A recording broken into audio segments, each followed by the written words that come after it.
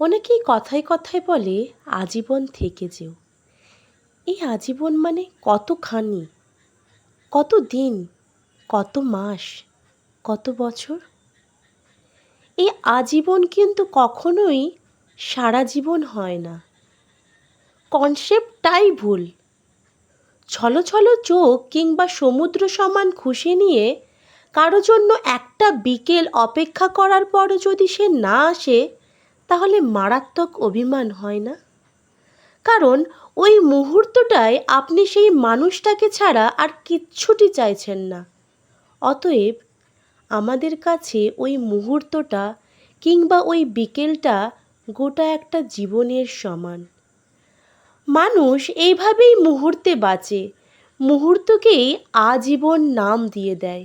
লতাজি তার একটা গানে বলেছেন না, দো পল কি জীবন সে এক উম্র চুরানি হ্যায়, জিন্দগি আর কুছ ভি নেহি, তেরি মেরি কাহানি হ্যায়। কতটা প্রাসঙ্গিক বুঝতে পারছেন?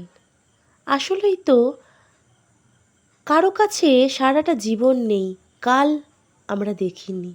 শুধুমাত্র আজ কিছুটা মুহূর্ত নিয়েই আপনাকে কাউকে সারা জীবনের জন্য রেখে দিতে হবে, এবং কাল সে না থাকলেও, না আসলেও।